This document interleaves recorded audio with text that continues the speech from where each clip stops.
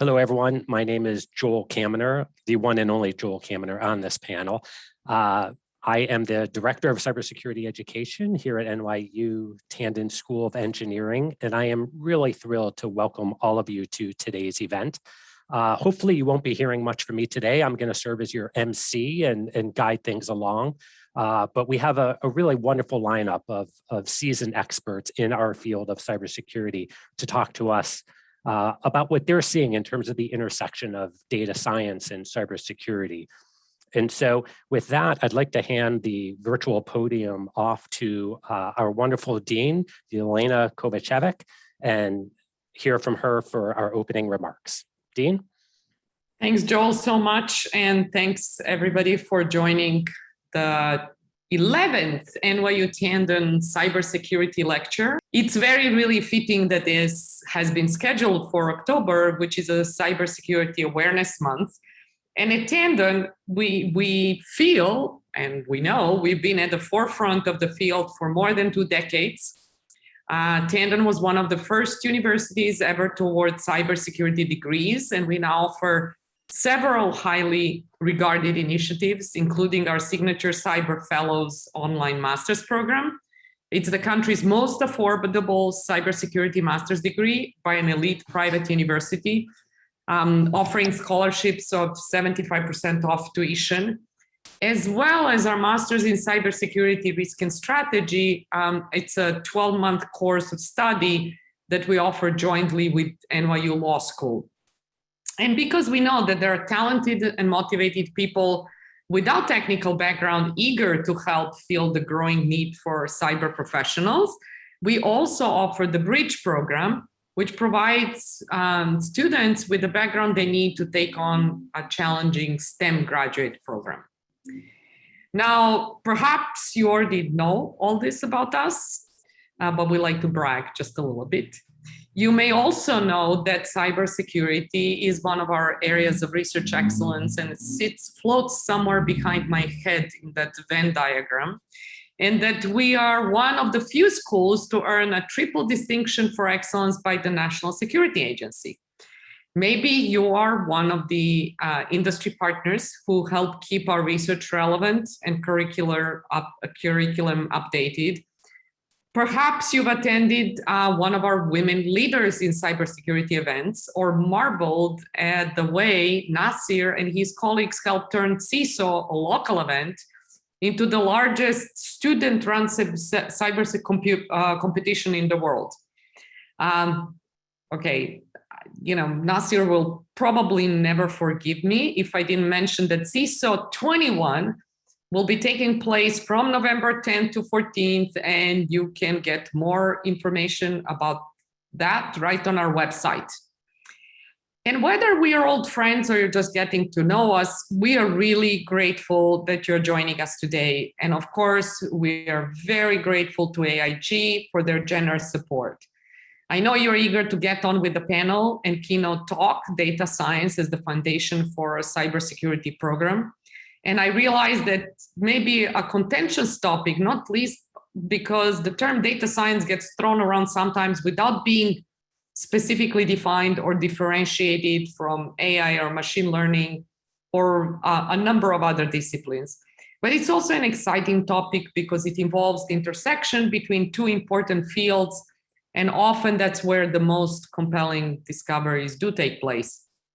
And at Tandon, we've always taken an interdisciplinary approach to everything we do. Again, I'm pointing out the Venn diagram and lots of intersections that exist there. And that certainly applies to cybersecurity, which then plays nicely with the other areas we have there of sustainability, urban, wireless, health, AI, robotics, and yes, of course, data science. So thank you again to AIG for their ongoing sponsorship of the cybersecurity lecture. And now, without further ado, I'll turn it over to a real expert, Rich Beisch, AIG's Senior Vice President and Chief Information Security Officer. Thank you.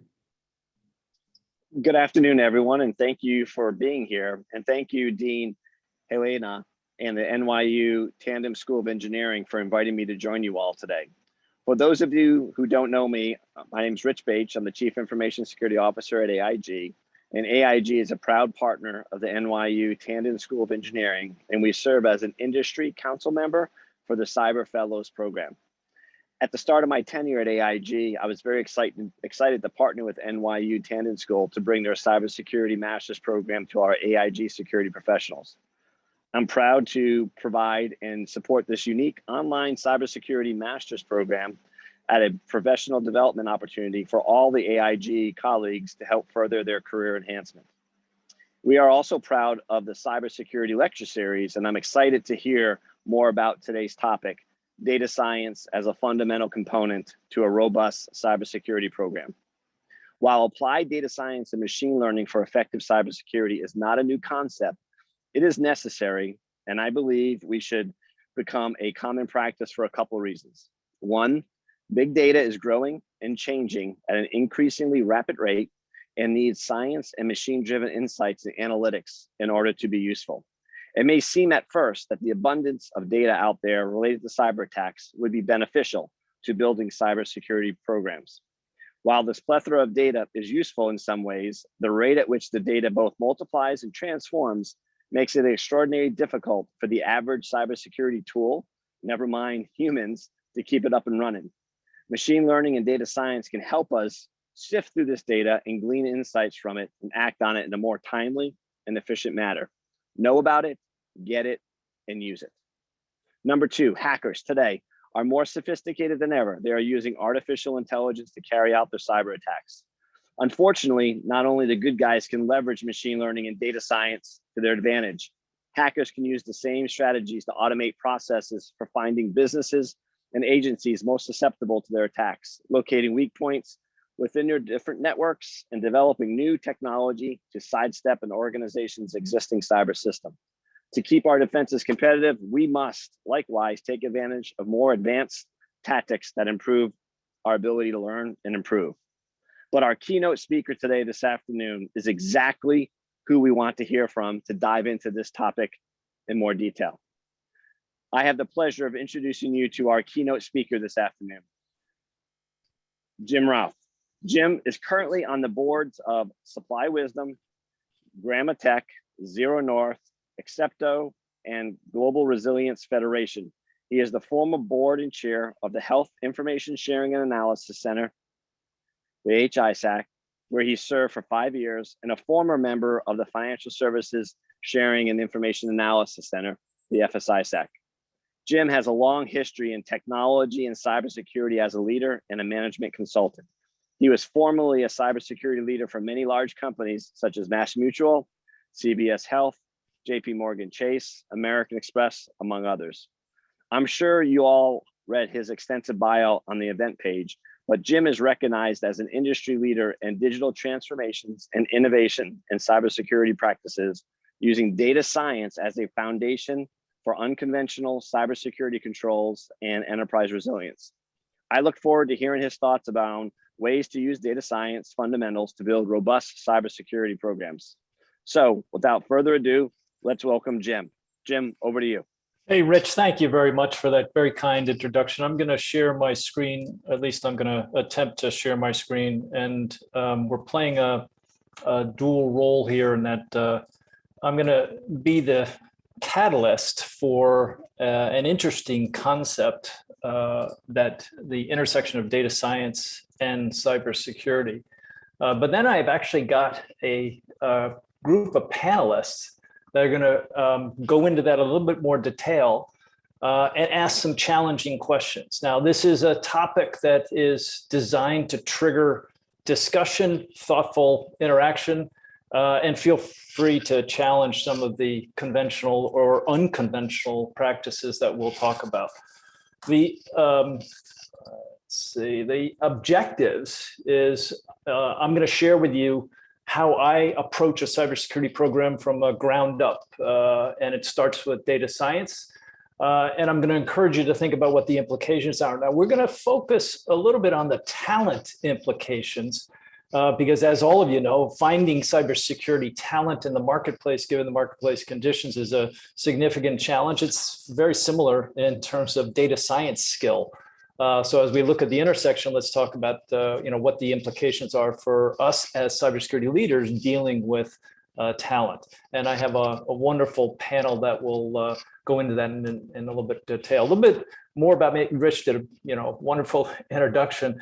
But when I started at Aetna, the first person I hired was a chief data scientist dedicated to the cybersecurity function. I did the same thing at MassMutual. And I ended up implementing what I call model-driven security, where really models driven against real-time data would dictate and determine frontline security controls without human intervention. And that's a game changer from cybersecurity, where a lot of what we do depends on a human to analyze something, to decide what the right remediation step is, and then to execute that remediation step. So that's ultimately the direction that I think every enterprise is going to go. And we'll talk a little bit about what that means. Now, the first thing in terms of developing data science capability for your cybersecurity program is to recognize there's three different ways to do it. One is to use data science to prepare data that you generate and use for all of the core functions in the cybersecurity program. So that's kind of step one. And that's pretty traditional. That's nothing unconventional about that. And it's basically just using data scientists to help some of the data inputs and outputs of the cybersecurity program, which, as Rich pointed out, is getting more and more complex as enterprises grow and become more digital. So the second, which is to use data science to actually create models specific to security controls in close to real time, which is using streaming data, and then trigger automation off that, which is ultimately what I described as model-driven security. And the third is you can buy a product that has machine learning algorithms baked into that product. In fact, you'll have to evaluate products based on their ML capability, or at least what they tell you is their capability. And so that's the third way. So I'm gonna focus a little bit more on number two, but it's important to remember that you can buy capabilities as well. Now, when you buy capabilities at the enterprise level that claim they have machine learning algorithms embedded in the product, here's the simplest way to determine the veracity of the information that's being shared with you and the credibility of that. And that is that when we use machine learning algorithms or other parts of AI in cybersecurity to find threat actor behavior or discover threat actor like detection, it's actually much more difficult to do it that way. And so it's really not a good approach, although it is an approach that's written up quite a bit, and a lot of vendors will pursue this. You have to realize that threat actors make a living breaking patterns, not establishing patterns. So it's actually a higher degree of difficulty to use some of our sophisticated data science capabilities to find threat actor behavior. In fact, you really shouldn't focus on finding threat actor behavior. You should focus on determining what normal behavior is for your normal users, your employees, for your customers. It's actually easier, and you have much more data available to you in terms of attribute data to figure out who's legitimately supposed to be part of the network. And then the better you understand that and the patterns associated with that, then it becomes easier to figure out the deviation from the pattern, and therefore what the bad guys or the malicious threat actors are doing. So I'm going to just drop back a little step down memory lane here and ask you to remember that first statistics class that you took in high school. And if you didn't take a statistics class, you probably took, I think, second year algebra, and you come up with the same thing, which is all data can be plotted on an XY axis, and I'll leave out the negative for now, but all data or all events can be turned into a number. And that's really useful from a data science perspective to think about behavior. And so if you think about the XY axis and every point representing a number, it allows you to look at lots of different attributes that you can turn into events and turn into a number. And the advantage to that is future events, you can compare against the pattern that's already established for the existing events and numerically represent how much it matches a pattern, like 1.1 being central as an event. And then if you see another like 1.5.5, then all of a sudden you see visually and you understand mathematically that this cluster of events represents a pattern. And it allows you to take lots of real-time data in a streaming architecture and turn attributes into a cluster, and then determine if that cluster is a pattern. And then when you see events outside of that cluster, in this case 5090, then you know that not only is that not part of the pattern, but mathematically you can represent the deviation of that pattern. And that mathematical representation can allow you to create what's called a trigger. So the trigger is triggered from a deviation score, and that's the distance between that second point and the cluster. And so that deviation score triggers something I call a threshold. And that threshold is what you, the cybersecurity professional, determine to trigger an automated or orchestrated workflow. And so this concept can be applied in real time, where this process takes milliseconds. And what you, the cybersecurity analyst, can do is adjust the threshold score and to apply different actions triggered from the numeric representation of what that deviation score is. So very simplistically, figuring out legitimate behavior, normal behavior, representing that mathematically, and then using that to determine deviation and measuring that deviation gives you a threshold that you can use as a trigger for automation.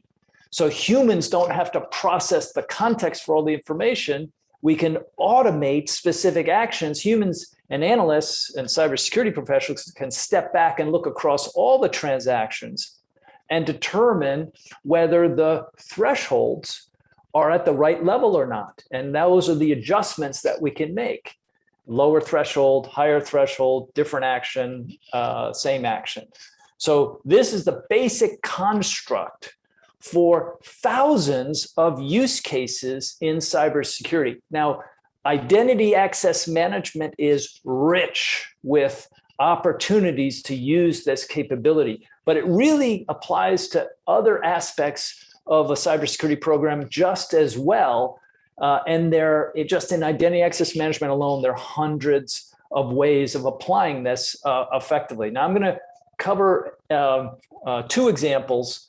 They're both in identity access management, but the first one, when we think about privileged access management, PAM, what we think about as cybersecurity professionals is what we've been doing for a decade or more, which is to take privileged users and basically separate them as a user group and force them to request a password from a password vault when using that particular privilege. And typically that privilege has a time limit associated with it. And when that time limit expires, the privileged user has to come back and ask for another password for another period of time. And foundationally, this technology has been around for a while and we've been applying this around. So that's the conventional approach. Now I'm going to ask you to think about PAM, but using data science and a data science driven approach, following the same fundamental principles that I laid out earlier around behavior. So assuming we can establish a process to capture behavioral patterns or attributes that we can turn into patterns, we can do that for every registered user and across entire enterprise. And that's pretty straightforward to do. It's actually not that difficult to do that. It takes a little bit of time, and you have to do a little foundational work. UBA platform, as an example, would be a way to accelerate that, but you can actually build it on your own if you wish. And once you have that, then when a privileged user, which is a subset of your users, requests and triggers that password vault process, not only can you grant them a privilege for a period of time, but during that period of time that they have that privilege, you can measure their actual online behavior and all the attributes that you capture for online behavior, measure that and compare it to the baseline pattern, create a deviation score for those events, and then decide on a threshold to trigger potentially a verification process if the attributes don't align and the deviation score is high enough. Or if it's really high, the deviation score is really high, you can just revoke the privilege automatically without human intervention. Essentially, your models can do this, and you can just adjust the thresholds and the types of treatment that you want to introduce, and all of that can be applied in real time. And that's the real benefit. You don't have to feed data to a human to wrap context around that and then decide what action to take and then actually initiate that action. You can literally have the data, and specifically the deviation score, trigger the automation and the automated workflow. And all of that happens in milliseconds. And so you can find a threat actor in your environment who's not following the pattern of the privileged user, and you can remediate and eliminate the risk without human intervention. Pretty exciting. And what I'm describing here is not a theory. I've done this several times for 3 different organizations in production on scale across a large enterprise.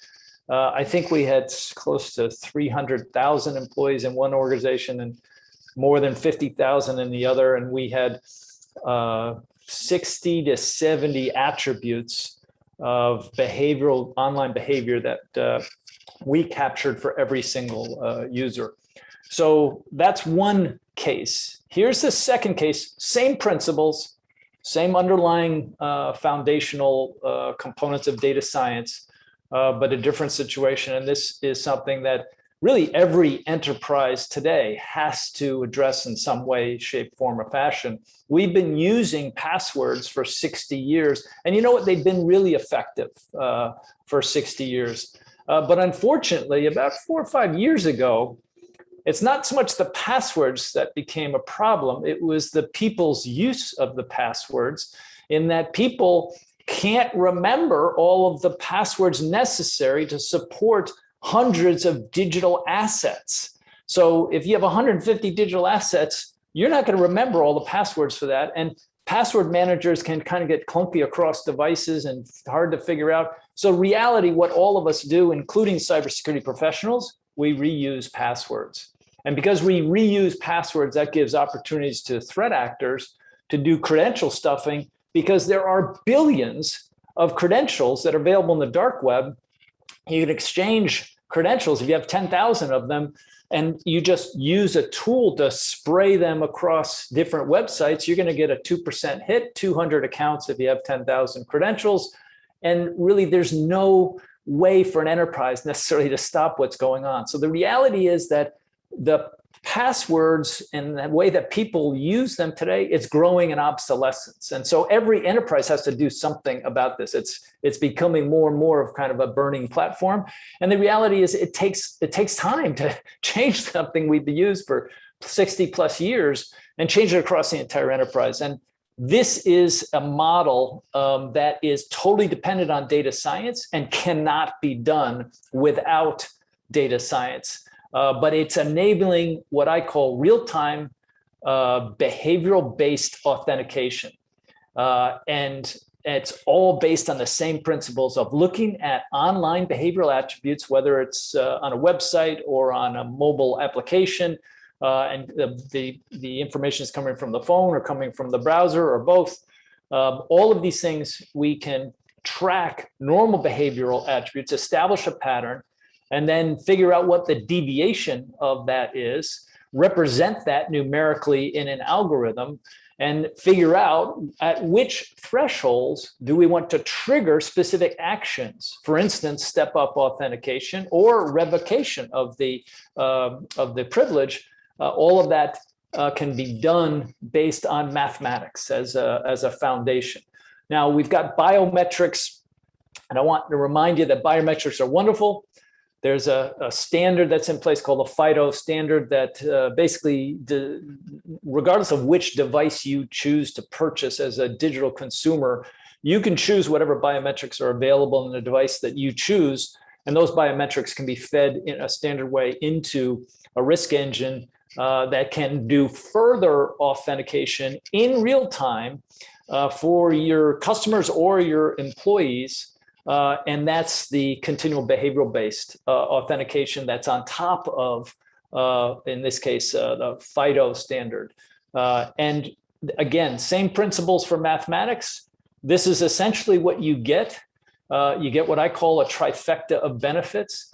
So the first thing you get is you get no friction. Now, this is not an insignificant thing. We as cybersecurity professionals, and I'm guilty of this in spades because I'm old, but for decades, every time we added authentication capability to users or consumers, we added friction.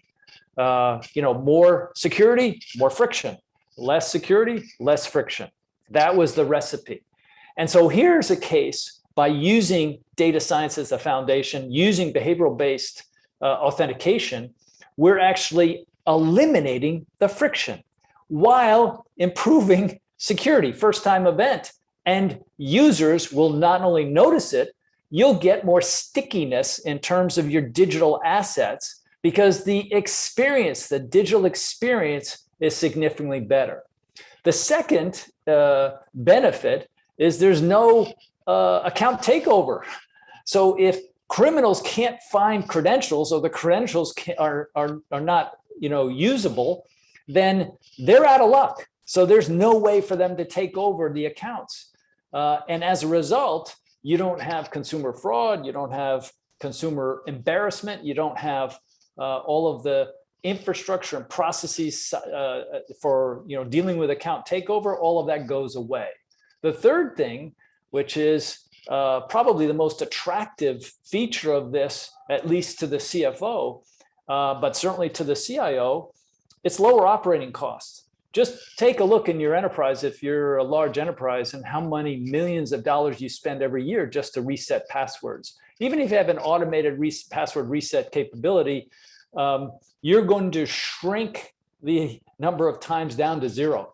You don't have passwords, you don't have password reset infrastructure that's necessary, and you're not going to get help desk calls as a result of that. So these operating cost saves are continuous. So they are annual year-over-year saves that you get. So with these trifecta of benefits, it's kind of head scratching that not more enterprises are embracing this because it takes a long time in terms of multiple years in a large enterprise to do this. You've got customers that you have to deal with. You have employees that you have to deal with. Employees have lots of different applications that are used. So I'm not minimizing the challenges of scale to do this for an enterprise, but I am pointing out that these are really compelling business case for considering it. And of course, none of that could happen without data science as the foundation. Now, we're going to talk just a little bit about, well, what are the talent implications of this? If I'm building a cybersecurity program using data science professionals and their capabilities, like, how do I find them? How do I develop them? I have a hard enough time finding cybersecurity professionals, right? We all recognize that the market conditions today, the fact of the matter is that supply outstrips demand. And so we're on the demand side of that, and we're dealing with scarce resource. And the answer to the question, and we apply to both data scientists as well as cybersecurity professionals, is that if you're using conventional approaches for staffing acquisition and also staffing retention. I'm going to suggest to you that you need to change that. Using established practices from an HR perspective will not work in this marketplace. And so cybersecurity leaders have to fundamentally lead that change.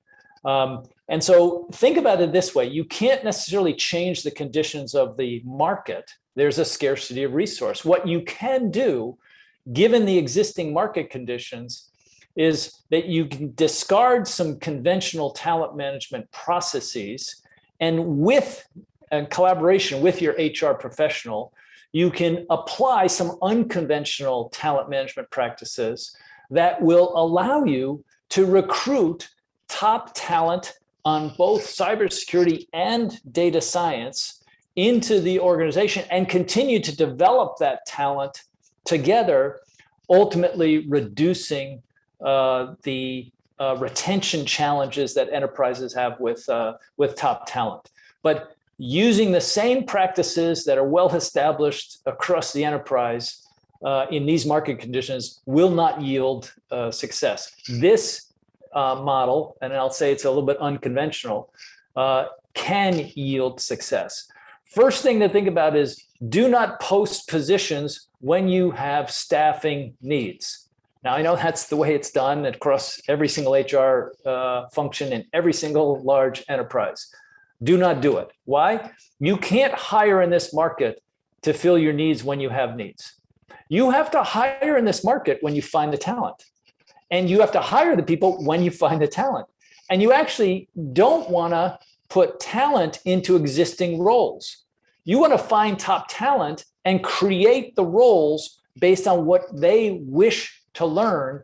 And you want to give them the opportunity that they can learn what they wish in terms of marketable skills, and you'll help them. So fundamentally, you're always recruiting and you're always hiring talent. You never turn that spigot off. It takes too long to put the wheels in motion to prime the pump to get it back working again. So you just continually recruit. Every week you should be doing exploratory interviews. You don't even need somebody to reply to a posting process to initiate an exploratory interview. Internally, externally, other functions, other organizations always conduct exploratory interviews.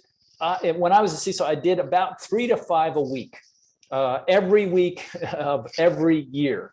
And I spent about 30% of my time either attracting talent or developing talent. And those two, just as a leader, if you're not spending 30% of your time on talent development and talent acquisition, then you're not going to be successful finding top talent. But we found not only top talent, highly diverse talent, and we did this using these practices, and we did it with full partnership with HR because they recognize the challenges in the marketplace, specifically for cybersecurity, but also for data science.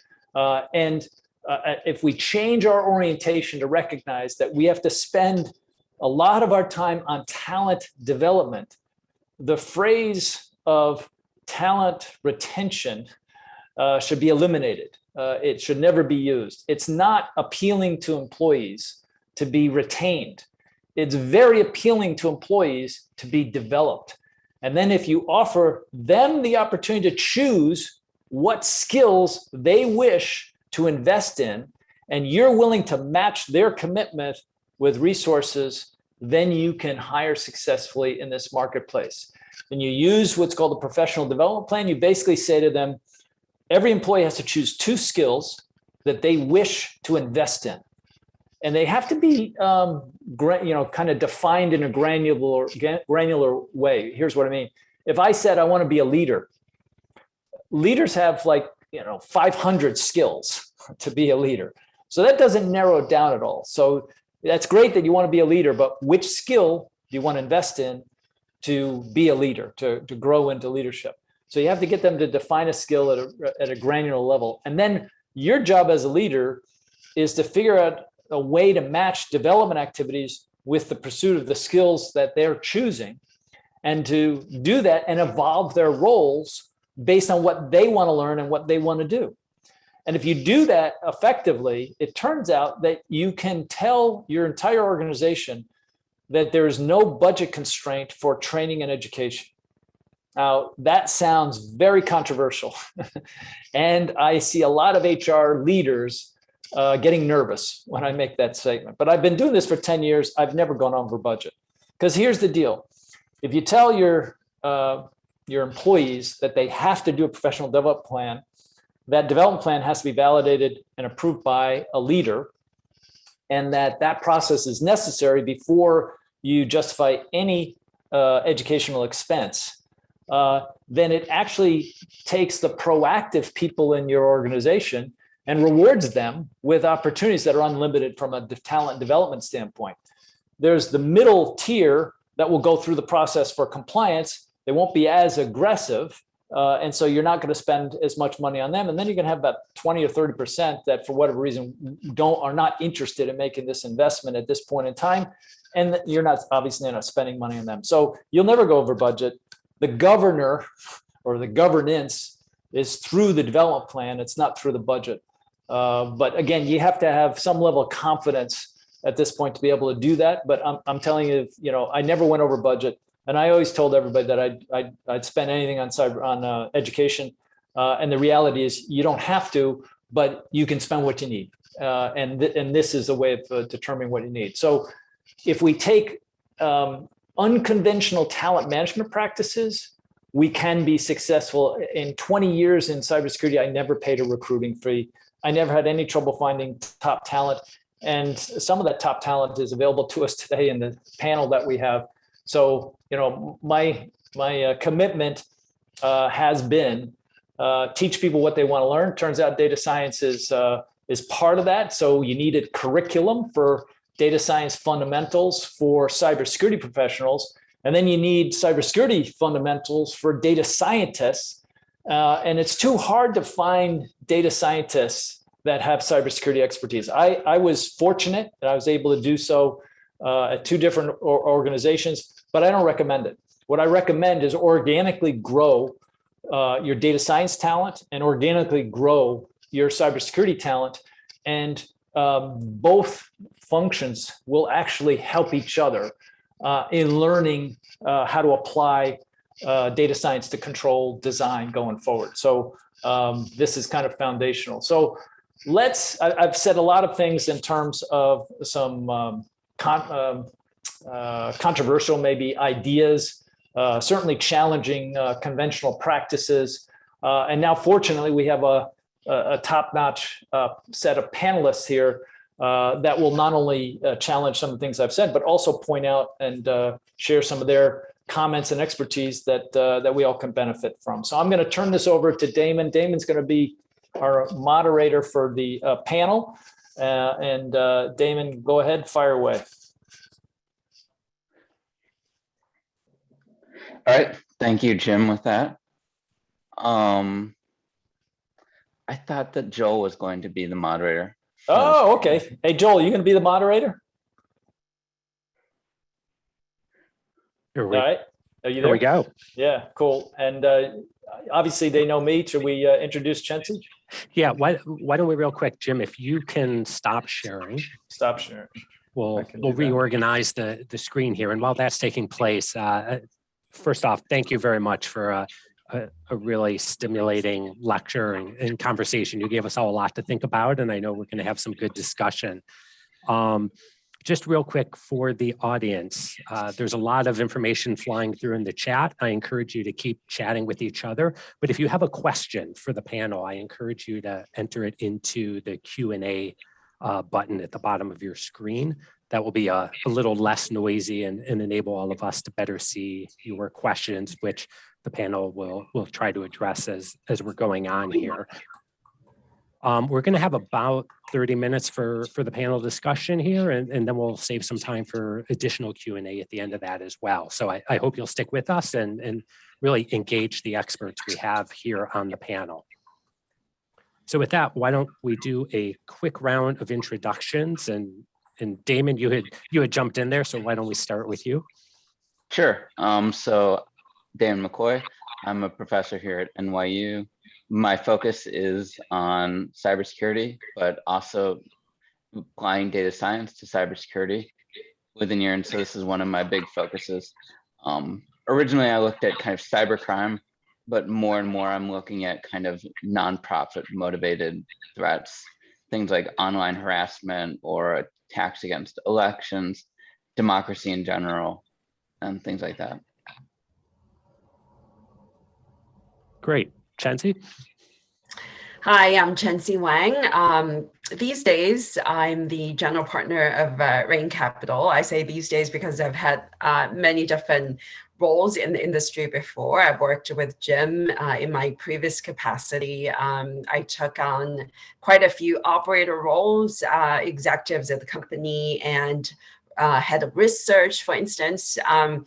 But I started my career as a computer scientist. I have a PhD in computer science and did research in network security and data security. So it's very happy to be returning to my research route today, so to speak, and discussing impact of data science to cybersecurity. Great. Thanks for joining us. Sarah? Hey, good afternoon. I'm Sarah Hall. I am the Deputy CISO and Head of Security Operations and Engineering at MassMutual. And yeah, I've spent the majority of my career in cybersecurity. I started out in IT and got repurposed, like many of us, back as we were looking for additional cyber talent. And I've worked in a whole lot of different industries, in management consulting, in government, in startup, biotech, nonprofit, and now at MassMutual is a Fortune 100 company. So really span the spectrum there. I've been a CISO twice, and I've also worked for the health ISAC and helping in threat intelligence sharing world as well. So it's a pleasure to be here today. Wonderful. Well, thank you all. So just an opening question, and Jim, I'll start with you. You discussed several areas where you found data science applied to security processes, right? You walked through identity management, privilege access, and a few others. But interestingly, at least to me, those aren't the areas where we see cybersecurity vendors applying AI, ML, and data science concepts, right? I feel like we see more in the vendor community around threat management, user entity behavior analytics, things of that sort, at least if you believe the marketing hype around AI and ML. And so I'm wondering how you explain that gap, and should we be thinking about sort of our own internal enterprise cyber program fundamentally differently than the way we're thinking about cybersecurity products in the vendor space? Yeah, Joel, thanks for asking that question, because I have the same observations that you do. In threat detection specifically, I see a concentration of vendor, a lot of them early stage companies that are committed to using data science and using machine learning algorithms to automate the process of detecting threat actors in the enterprise. And what I've learned is, and I've talked to some really talented professionals and representatives in academia that are putting a lot of intellectual muscle applied to threat detection. And from my own kind of humble beginnings, I never tackled that because I thought the degree of difficulty was too high. So what I went after instead was figuring out what normal behavior was. And if I can do that consistently and represent that mathematically, then I could determine what abnormal behavior is. And the abnormal behavior, you can start out describing the extreme abnormal behavior and take some action on that. And then over time, move to a maturity where you're moving that abnormal behavior definition maybe down closer to the normal behavior with some refinement. And I'm talking over years. And to me, that was a lower risk way of attacking the problem, because the fallout of the abnormal behavior are threat actors. I mean, that's where the threats occur. But if you pursue threat actor behavioral attributes from the get-go, the degree of difficulty is too high. And so, my experience is just figure on how to use models for everyday users. And do that and get confident with that over time. And start adding more and more attributes to what you can capture. And then deal with the highest deviation first, and over a period of time, work your way down to lower deviation that once you feel confident and comfortable with the infrastructure to do this. To me, that's there are more use cases. It's not just limited to threat actor detection and ways of applying across the enterprise that have really big benefits.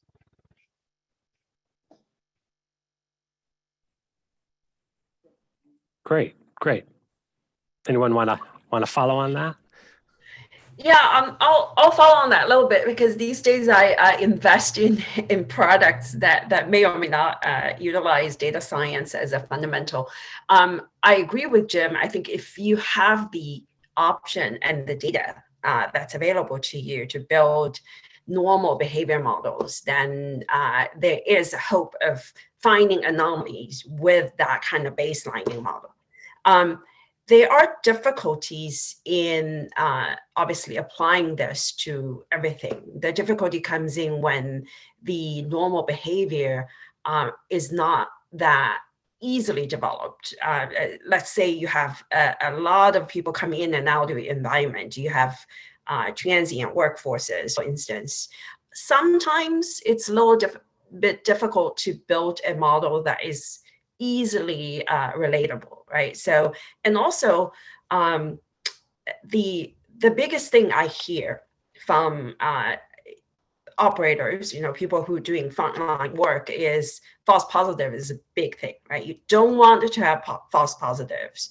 And when you use a model, then you have to tune the model really carefully to not have false positives, especially when it's related to human behavior versus a threat.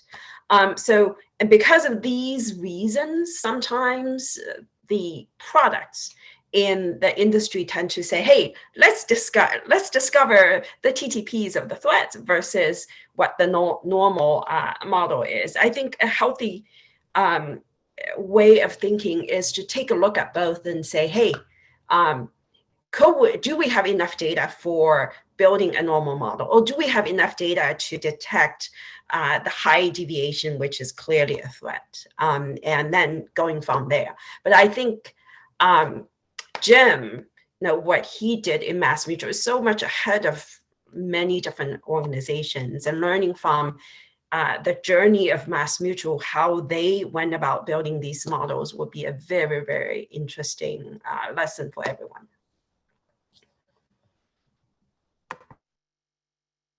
Thank you.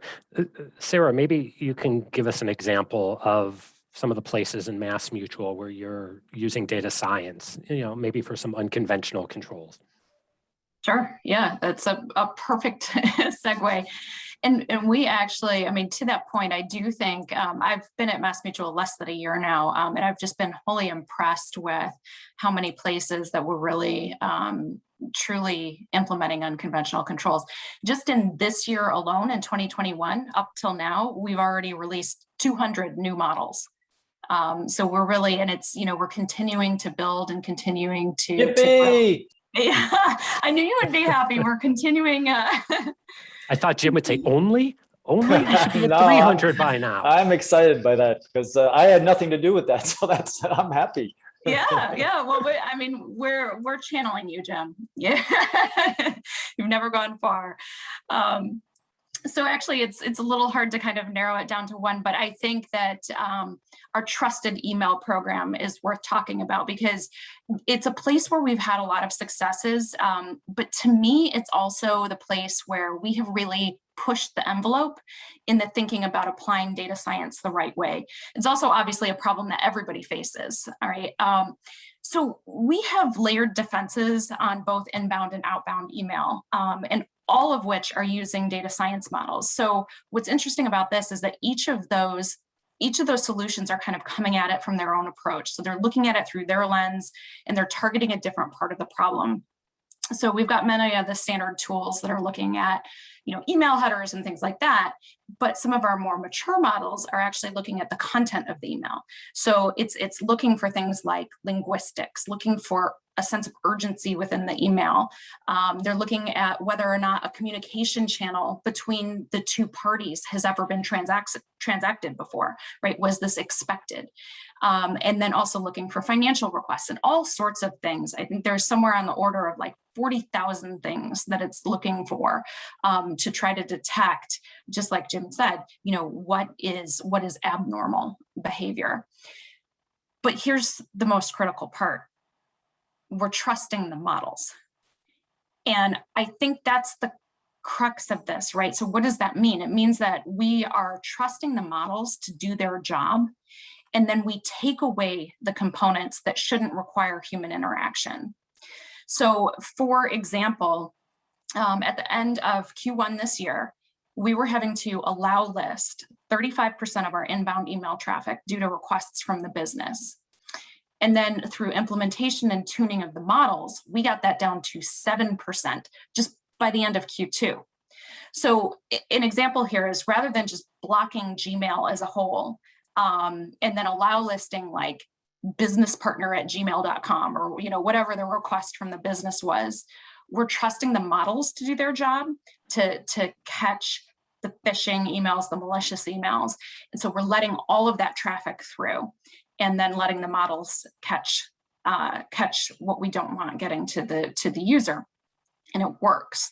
So these models are doing filtering, they're doing filtering that the human can't see. So for example, if someone receives an invoice each month from a third party, and that's been generated by that third party's financial tool, and then suddenly the next month, that PDF they received is created by a free PDF generator, the human isn't going to notice the difference, but the model will catch that, and that will be anomalous. So the tools are also, they're not sitting in line, so they're not creating lag, but they are moving so fast that the human doesn't have time to interact with the email. So for example, a malicious email, that malicious email that has the PDF that came from the PDF generator is actually going to the user's inbox, but it's removed in under a second. It's milliseconds, right? When it's pulled back out of the inbox of the user, and they're not able to interact with it. So these models are doing a better job for us than a fully staffed SOC could do. We could have a bunch of humans sitting there that couldn't possibly do that manually. And this is happening instantaneously and around the clock. And then as a result of that, we've seen 144% decrease in phishing email clicks in the last year. But like Jim was calling out earlier too, it's also led to a better end user experience, because the email the user receives is the email that they want, right? And the business isn't continually having to come to us just to do their job, just to say, hey, I have legitimate business with businesspartner@gmail.com. They can just do their work. But then the other key piece is that it's also reducing that amount of the mundane work that our team is focusing on. So their time is, spent on higher impact efforts. I think I want to follow up on one thing Sarah said. I think it's a really important distinction is that I think Sarah's team, MassMutual, has done a great job of using data science to automate manual work. And that's a huge thing for security, because we spent, and we don't have a lot of talent, but those talents spend a lot of time doing mundane and sort of uninspiring work, right? And that part we absolutely have to automate. And the more you can use data science to do it, the better. So some of the things I'm looking at, just as an example, is so a new developer is hired, right? And this person came in, and HR has to create his or her account and say, hey, which application or which resources should this person have access to? And what happens, they pick up the phone, they call the managers, hey, which resources does this person need access? And the manager gave them a list. And often the list is not comprehensive. It's wrong. And then, you create an account with these access rights, and this person doesn't have access to something that he really needs. And then he picks up the phone again. he's like, oh, how do I get access to this? And the IT team's like, oh, we don't know. We have to ask the approval manager. And then half day gone by, this person still does not have access to whatever he or she needs. Those things all can be automated. And automation requires the know-how of the model of this person, right? So knowing that this person is a developer and he's in this group, and this group needs access to these things. And all these can be built in actually fairly easy to build data models. And you may look at this saying, this is not a huge research problem. Turns out what? This is a pain point and everybody needs solving. So finding places where automation makes sense and data science can be the enabling factor, I think it's a hugely important thing for us. I wanted to follow up on another comment Sarah had, which was we have to trust the models. We need, right? The whole premise is you need to trust the models. And so I feel like many of us are familiar with some of what goes into the development and the training of those models. And Damon, maybe you could talk about this with some of your projects and research activity. You know, have we gotten to a point where we feel comfortable with the methods we're using to fine tune and develop the models? And can we get to a point where we can really trust them, as Sarah was alluding to? Right. So this is a good question to ask. And there's kind of different metrics to evaluating these models within your right. So the normal metrics are, accuracy, recall, precision, things along these lines within here. And I think, along those broad metrics, we are driving these models better and better. I've done collaborations with Twitter and Google, looking at their fake account detection, their login, security systems and stuff like that. And I feel like they're doing a good job of driving the models in those directions. The one area where I would kind of warn caution is, right, with these models, sometimes, right, there's biases that creep into these models within here. And so while the top level metrics might be going up and up, within here, there's these edge cases sometimes. And I didn't do this research, but some researchers found this interesting scenario where on the mobile phone, they were doing basically like anomaly detection on the phone and doing kind of like optical character recognition of the credit card and model-based checking of the credit card and things like that. They suspected fraud. And what these researchers found is, yes, on high-end phones, this worked wonderfully. But then when people were using very cheap phones that didn't have much computational power, the phone simply couldn't execute the models. And so they were failing, not because of fraud, but because the devices were too low end within here. And so these are kind of the edge cases that we need to kind of watch out and concern ourselves about, where, again, those top level metrics are all increasing, but then we have these biased instances where these models are failing us within here. And so this is something that I kind of challenge people to try and think about and deal with when they're building these systems, because these, right, obviously have disparate impacts on those people that can't afford the higher end phones. I would add to that, just to follow up, and Joel, thanks for asking that question, because I think it's a really important point. We don't just accept the model and say and trust that it's going to work, right? And then walk away and say we're done.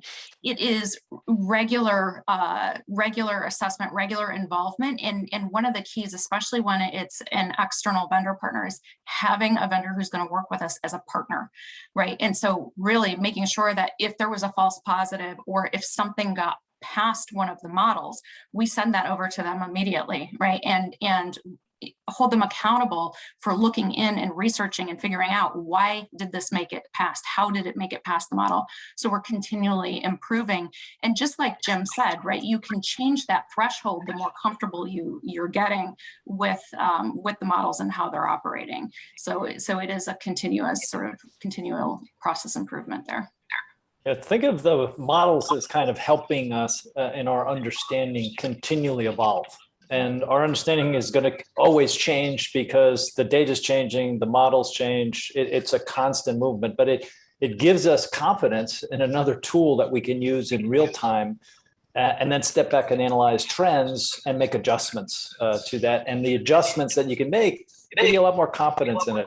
I wanted to touch on a question that came up in the Q&A. Kevin Thompson asked a great question, which was, if you are buying technology, a product that has machine learning algorithms built into the value proposition, the feature or functions that it's being offered, how do you know whether it's good or it's effective? And I'll just tell you anecdotally a story. I pride myself, and have for many, many years, on my ability to look at early stage companies and find game-changing technology, and basically take some risk in putting my resources behind an early stage company and developing that capability over time.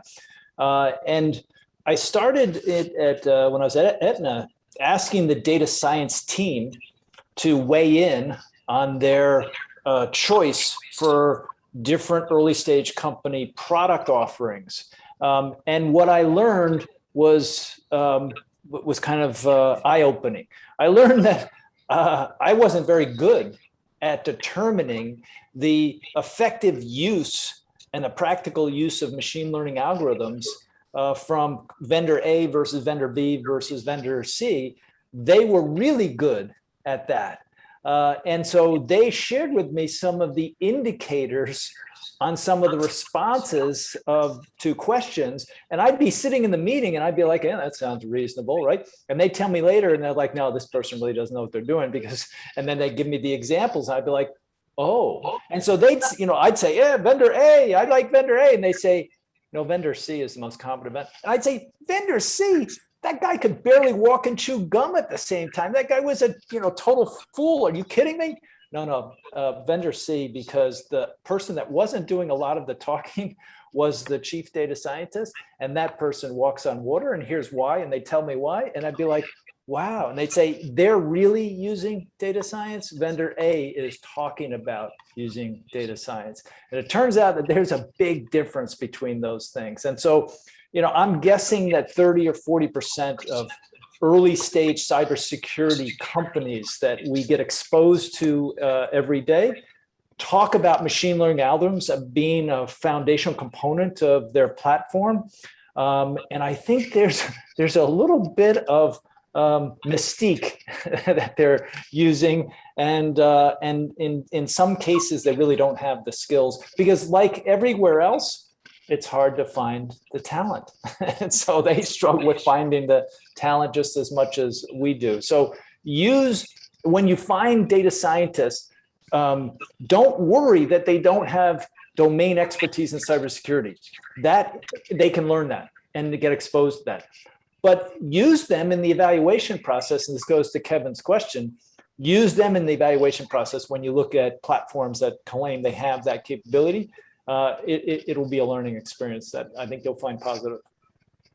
I totally agree. As an investor, we deal with the same problem, right? I take pictures of companies and they tell you they use AI or machine learning, and then you go, oh, okay, great. What algorithm? And then sometimes you see that blank look. They're like, well, and then to what degree of expertise they have. I also think it's really important to really understand the fundamental skills of someone you bring in for AI or ML work. I agree with Jim that they don't have to be a cybersecurity person or even have cybersecurity background.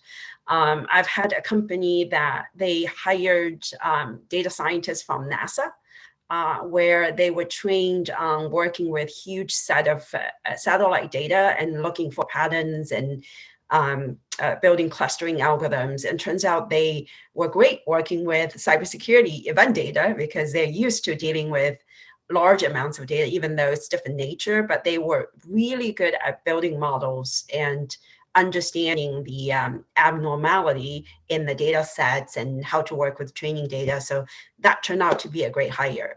So looking at different avenues of talent to fill your cybersecurity talent pool is important. It feels like the natural follow-up there, right? Jim talked about the pressures of finding cyber talent, the shortages of data science talent, the intersection of those seem incredibly challenging. I mean, what's been your experience with that? Is there a solution to that? Do you prefer one skill set over the other? Yeah, my perspective is I take what I can get, and then I organically grow the rest. And then you develop from there. Huh? Yeah, and I've often discovered that when I started in the corporate world, I was told what I was going to learn. I was told when I was going to learn. I was told what class I would go to, and then I was told what job opportunities I would have as a result of that. And I was kind of a passive, saying, okay, yeah, whatever, that all sounds good to me, And the reality is that many of our processes in big companies are following the same fundamental model, and the marketplace is totally different today. And so each one of us as individuals, we are accountable and responsible for our own learning journeys. We're accountable and responsible for determining what it is we want to learn. We're the one making the investment, in terms of our time. And so what I learned in an enterprise is if you just understand what people want to learn, give them some opportunity to learn what it is they wish to learn, and then get the hell out of the way, you're going to have much better results over the long term. And it's a sustainable model. And you won't ever have to say that R word in terms of retention, because people like having an opportunity to learn what it is they choose to learn. And it kind of brings up another point. As leaders, it's easy to say this. It's hard to align your behavior with this. And we as leaders have to recognize this is a new leadership competency. Talent development using this approach with the amount of time requires skill that we don't necessarily have from past experience. So leaders have to go through that transformation to enable ourselves to serve. That's what leaders do. We serve others. Our constituents are asking for this.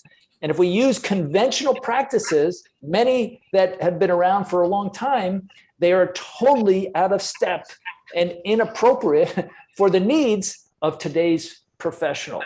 And so we have to learn new leadership skills around a commitment to talent development as a result.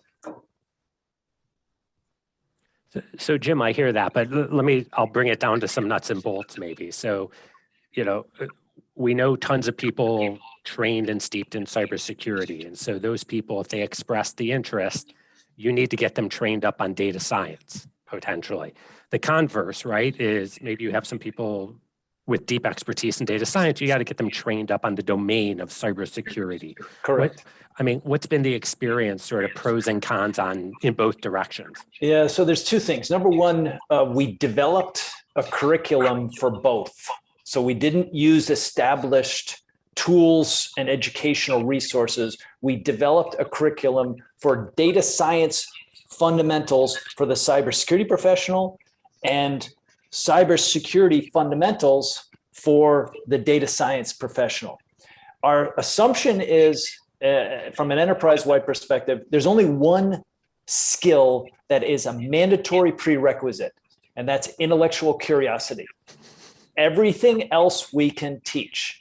And so we have a curriculum, and I say I've done this at the last 3 enterprises I've been in. It's a curriculum designed to enable people to pick and choose what they want to learn, but it's robust from a data science perspective and a cybersecurity perspective. Now, the second part, and answer your question, is what I learned is that I was very proud of the work that we did, but it really wasn't very good.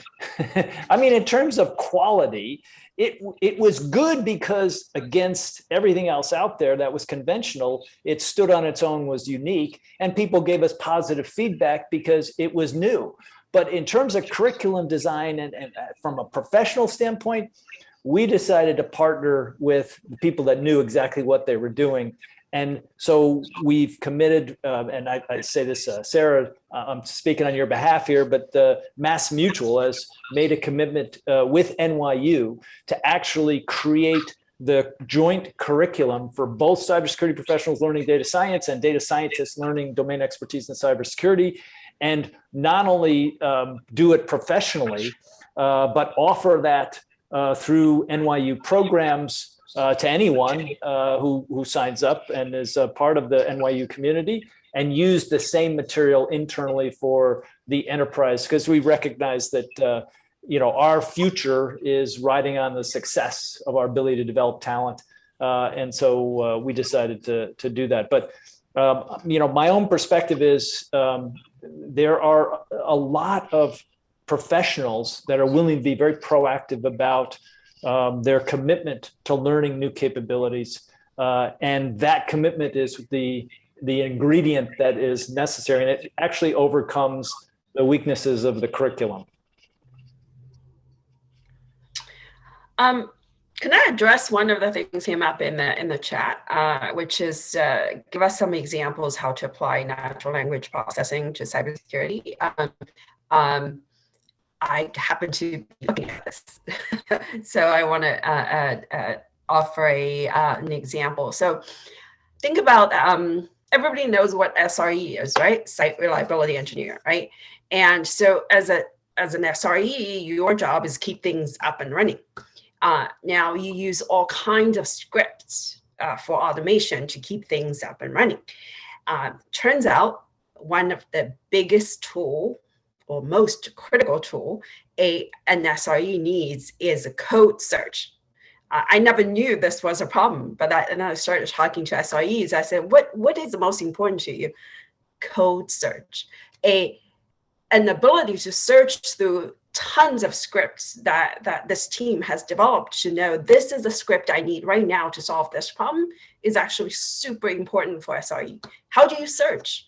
It's a difficult question, right? And so this company that I was looking at developed a natural language layer, allows SREs to search for scripts and codes. And it's a specific type of processing engine that takes into account the SRE language, right? And that's an example of NLP processing that really accelerated an actual set of tasks that people have to do. So an example right here.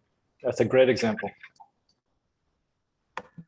Yeah, great. And thanks for picking that out of all the questions that are coming in on the Q&A. We got an engaged audience. Before we jump to some more Q&A questions, I do want to turn to Damon. I know you're teaching aspects of data science to cybersecurity students in your security analytics course. So I wanted to give you a chance to comment on what you're seeing in the intersection of these two skill sets. Right, sure. So going back to Jim's thing of, there's a talent gap in this area, and a lot of the jobs are moving towards data science and cybersecurity within your. And so I noticed this, and so I tried to try and fill this gap in NYU's curriculum by creating this security analytics course. And when I first did this, the first question is, what courses should the student take before they take my class within your? But the natural problem with this class is that compiling the number of courses would be impossible. No one would be able to take the class.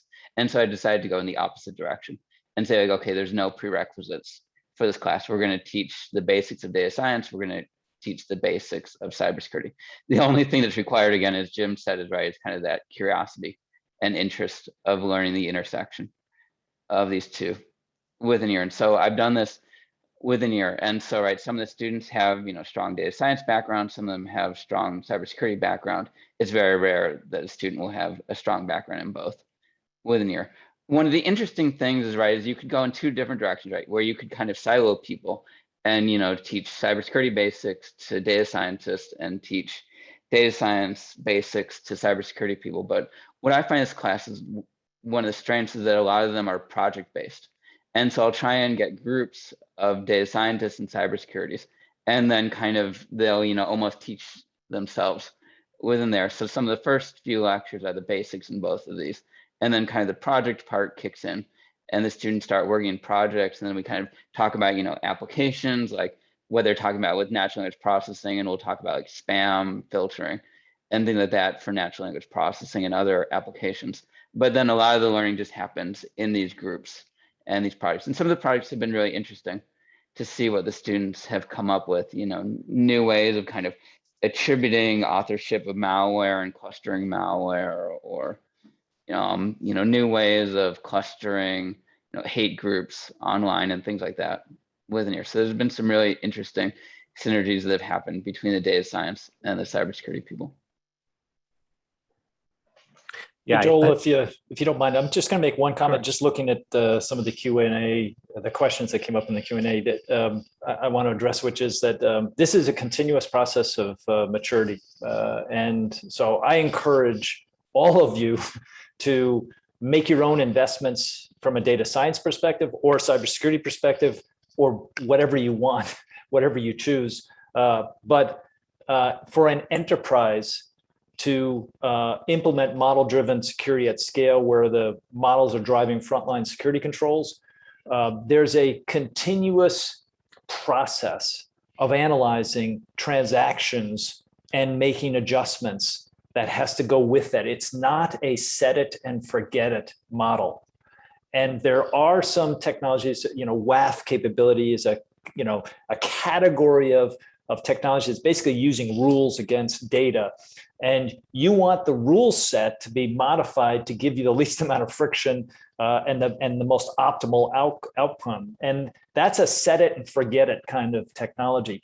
Machine learning algorithms, you'll always want to tinker with. Data scientists will tinker with it. Cybersecurity professionals will change the thresholds. That adjustment is normal. And that actually is a sign of maturity.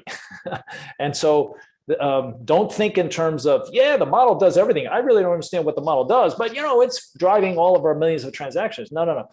Once a model does things that you as a cybersecurity professional and a data scientist don't understand, then it's time to replace the model. If you are not confident in the how the outcome is reached in terms of the model applied to the data, then that's a pretty good indicator that it's time for a new model, because we don't want to be in a situation where we set it and forget it, for the simple reason that we have to choose attributes in data that are benign. And I'll give you an example of that.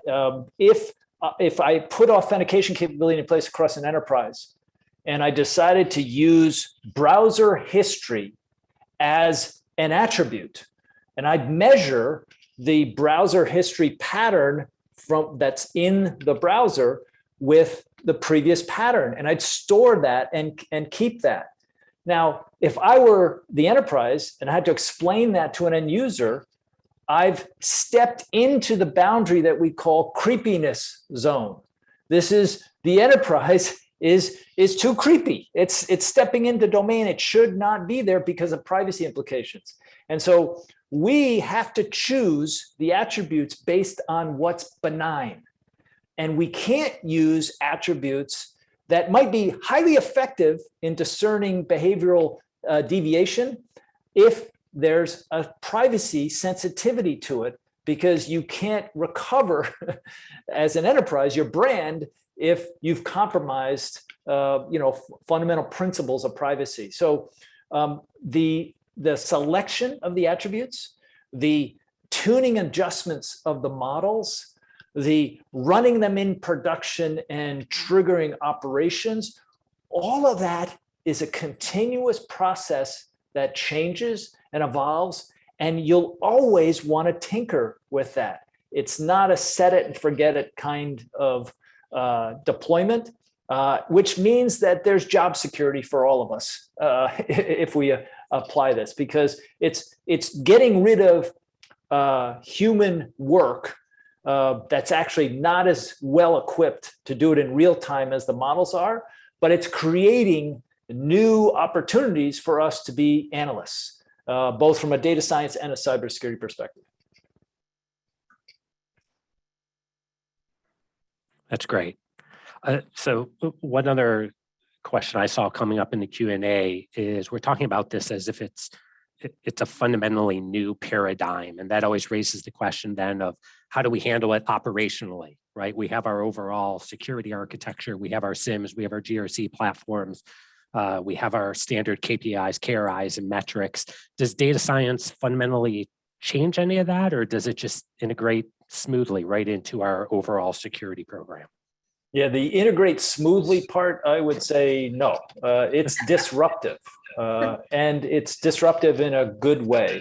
And there are people in an enterprise that will feel threatened by the investment that the enterprise makes in a new skill.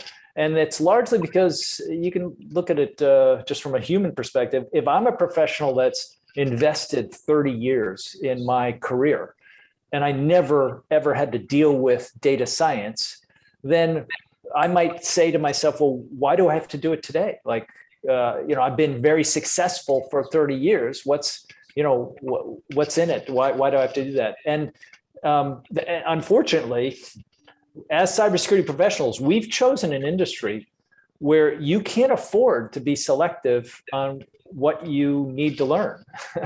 And the reason for that is because enterprises don't dictate that. The threat actors do. The threat actors are stakeholders in the cybersecurity ecosystem, and they have a big say. And a lot of times we don't listen to what they're saying. We're never going to be successful achieving a resilient enterprise. So the reality is we always have to learn new things. And some of those things are going to make us feel uncomfortable because we don't necessarily have the grounding for that. But you also can recognize that if I'm a cybersecurity professional for 30 years and I've never been exposed to data science, start today, right? Learn some of the fundamentals and start to think about applying that in the future. We're not asking for something that is inconsistent with our values. We're asking people just to continually learn, and you don't have to be the top data scientist. As a matter of fact, I was a history major undergrad, and I ended up in data science before cybersecurity, largely because my wife said, I can't live in Minnesota with the winters anymore, so you have to move. And I moved, and I took the first job I could, which was in data science. Now, they didn't call it that. They call it econometrics. And I was like, econometrics? I took one statistics class in college, and that was it. I think I only took one math class too, right? So, I had to really retool myself and my basic skills without a lot to work with because of what I was thrust into. Well, that's professional. That's the professional ranks. So get on with it. Just make your choices. But not learning something new, that's not a choice that you can do. You can do it in other features or functions or enterprise components or departments. You can't do it in cybersecurity and survive. So the one thing I'll chime in there is that data science lives on the quality of its data within there. And so in order to make a data science program work, you're going to need to invest in properly collecting, making sure your data isn't too noisy and things like that within there. So that's going to be one of the big transformational things, is that understanding, like, when you have something in your system, how are we going to log it correctly? How are we going to normalize it and integrate it into the rest of our data so the data science will actually work? Because if you haven't made those investments and those thoughts and decisions, then all your models, garbage in, garbage out. And Damon, that's an excellent point. I will say this, I kind of cheated. I worked at Aetna, CVS, and MassMutual, the last three companies. All three companies had hundreds of highly talented data scientists. And so I just tapped into what they already had and brought them into cybersecurity. So I kind of lucked out. But if you think about it, insurance underwriting, it's built on data science. And portfolio management, it's built on data science. So data science is embedded in lots of traditional, conventional business processes in our enterprises today. So it's not some new, thing that only Google can create. Data scientists. Data scientists is foundational to a lot of enterprises today, and certainly digital enterprises because of all the data analysis that's being done. So you can borrow and attract talent within your enterprise today. They don't have to be all coming off the street. Yeah. So Damon. Yeah, Just one more comment in Damon's comment about, you need to clean up data, making sure you have good data in, so the model will produce good output. In that ETL process, I think the knowledge of cybersecurity plays really well and very critical in that process. Well, that's great. Thank you for that. And Damon, I appreciate you bringing up data at the end. That felt like a good way to wrap up a discussion where we covered a lot of ground. I really want to give a big thank you really to Jim and all of our panelists, Sarah, Chancey, Damon. Just an absolutely fascinating conversation and clearly a lot more to come. We were going to do predictions of what data science and cyber looks like 5 years from now, but we'll have to save that maybe for another opportunity. But I also want to especially thank AIG and Rich Page for sponsoring and supporting our NYU Tandon Cybersecurity Lecture Series. This was the 11th such lecture, and I'd encourage everyone to go back and look at the lecture website. You can revisit some of our past events. This started in 2012 with a discussion on public-private partnerships, and we continued on with topics on big data, privacy, critical infrastructure, IoT, cloud, cyber insurance, cyber impacts on our elections and our democracy, and really so much more. So please take a look at that. It is a wonderful rundown of top-notch speakers on incredibly relevant topics in our field. Even the ones that were 10 years old are still incredibly relevant to our field today. I also want to thank our teams at the Center for Cybersecurity and Tandon Online for all of their efforts for making today's event such a success. And I'd be remiss if I didn't follow up on our dean's opening comments and mention that our NYU research and graduate programs in cybersecurity as well as data science. There is a lot of leading edge work taking place, and we'd love for the folks on this call to engage and be a part of our NYU cybersecurity community. So really, I know we're at time. I want to thank you for joining us today. Again, thank Jim and all of our panelists, all the people who contributed in the Q&A and the chat. And with that, we will conclude today's event. Thank you. Thank you, Joel.